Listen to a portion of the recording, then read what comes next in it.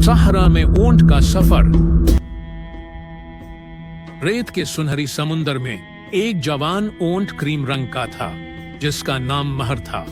वह अपने काफिले से अलग हो गया था और अब अकेला सहरा में घूम रहा था।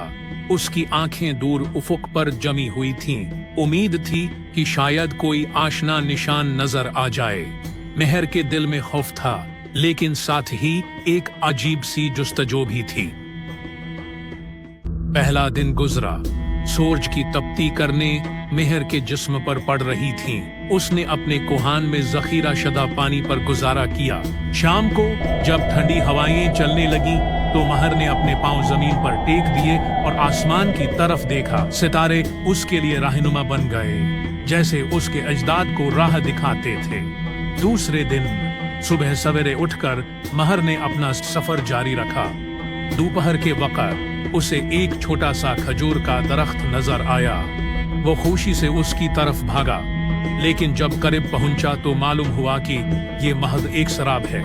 हाँ, मायूसी के बावजूद महर ने हिम्मत न हारी। उसने याद किया कि उसके दादा उसे कहा करते थे, सहरा हमेशा अपने मुसाफिरों को आजमाता है। तीसरे दिन एक जबरदस्त रीत का तूफान आया। आसमान तारिक हो गया और हवा की आवाज एक खौफनाक गर्ज की तरह थी। महर ने अपनी लंबी पलकें बंद कर ली और अपने पांव जमीन पर मजबूती से जमा दिए। उसने तूफान के खिलाफ डटकर मुकाबला किया, अपनी मजबूत कामत को हवा के तेज झोंकों के सामने न झुकने दिया। घंटों की जदोजहद के बाद तूफान थम गया। महर ने अपने आप को रीत से झाड़ा और आगे बढ़ा, अब पहले से ज्यादा मजबूत और आज़म के साथ। चौथे दिन महर को दौर से पानी की आवाज सुनाई दी। उसकी प्यास अब शदीद हो चुकी थी। उसने अपने कदम तेज किए और एक छोटे से तालाब तक पहुंच गया। पानी का ये छोटा सा दखीरा उसके लिए जन्नत का एक टुकड़ा था। वहां उसे कुछ दूसरे जानवर भी मिले, एक चीता, कुछ गजाल और एक अकाब।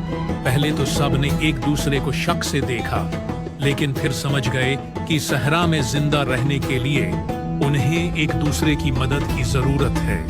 उन्होंने मिलकर पानी पिया और आराम किया। रात को महर ने अपने नए दोस्तों को अपने कबीले की कहानियां सुनाई, जबकि उकाब ने अपने पर्वों से हवा करके सबको ठंडक पहुंचाई। पांचवें दिन सफर शुरू किया। उकाब ने ऊपर से रास्ता देखा, चीता ने जमीन पर निशानात की तलाश की और गजाल ने अपनी तेज रफ्तार से आगे बढ़कर खोज लगाई।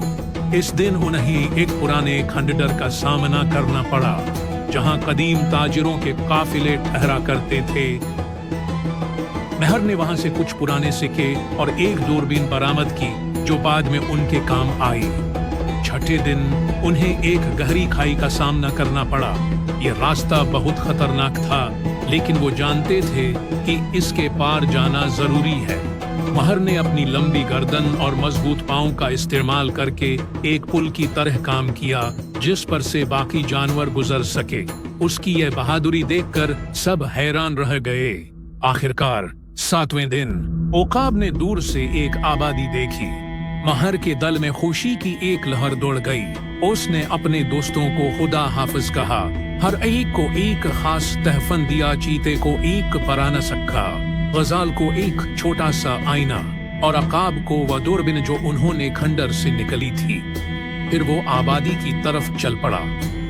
जल्द ही वो अपने काफिले से जा मिला।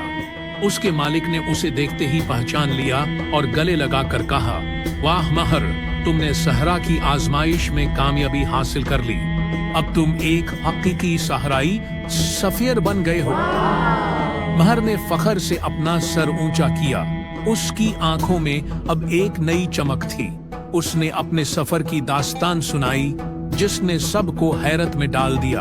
उसके मालिक ने फैसला किया कि अब महर काफिले का रहनुमा बनेगा। इस रात जब महर सो रहा था, उसने ख्वाब में अपने नए दोस्तों को देखा। वह जानता था कि उसका यह सफर सिर्फ एक आगाज था और आगे बहुत से और माजरे उसका इंतजार कर रहे थे। उसने अहद किया कि वो एक दिन अपने दोस्तों से दोबारा मिलेगा और उनके साथ नए सफर पर निकलेगा।